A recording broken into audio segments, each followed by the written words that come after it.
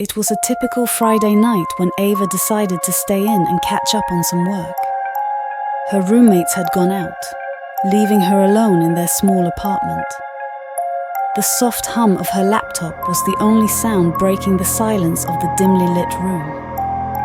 Ava had always been comfortable being alone, finding solace in the quiet moments that allowed her to focus on her studies.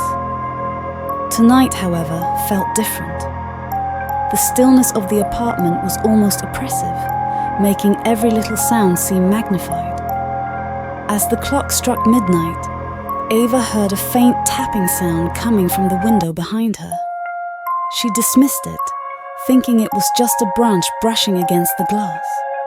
The tapping persisted, growing more insistent. She turned around and froze. There, just outside the window, was a pale face peering in. The eyes were wide, unblinking, and filled with a sinister intent. Her heart raced as she tried to comprehend what she was seeing. The figure outside didn't move, but the tapping continued, louder and more urgent. Summoning all her courage, Ava slowly approached the window, hoping it was just a prank. As she got closer, the face suddenly vanished, leaving behind a chilling silence. Breathing a sigh of relief, she convinced herself it was her imagination playing tricks. She returned to her desk, but the uneasy feeling lingered. Moments later, her phone buzzed with a message from an unknown number. It read, "I see you." Panic set in as Ava realized her stalker wasn't just outside.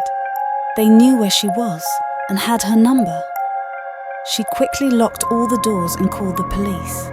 But by the time they arrived, there was no sign of the intruder. The only evidence was a smudge on the window and a chilling sense of dread that haunted Ava long after that night. Days passed, but Ava couldn't shake the feeling of being watched. She started noticing small things out of place. Her books moved, her computer turned on by itself, and eerie messages appearing on her screen. You can't hide. She confided in her friends, but they dismissed her fears as paranoia. It's probably just someone playing a joke, they said. But Ava knew better. The sense of dread was too real, too palpable to be a mere prank. One evening, Ava decided to leave her laptop's camera on, hoping to catch any unusual activity. She went to bed, leaving the screen facing the room. In the dead of night, a soft rustling noise woke her. She stayed still, pretending to be asleep, as the rustling grew closer.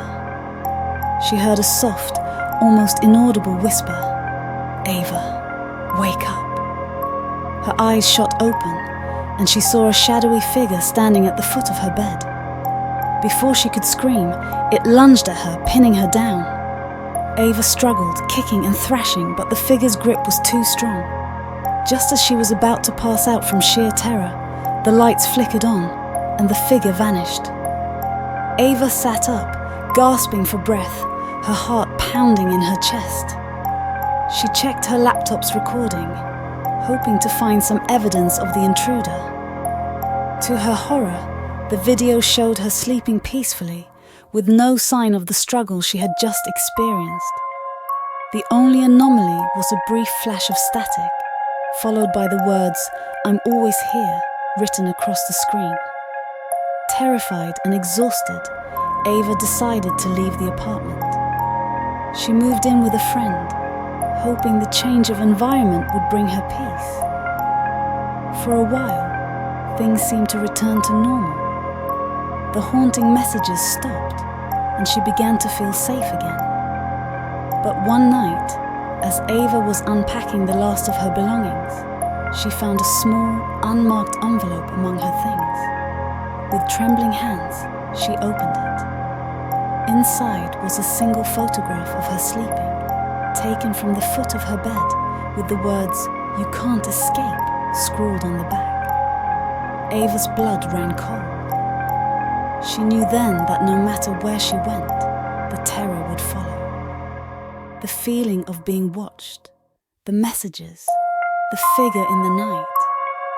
It was all a part of her life now, a constant, inescapable nightmare.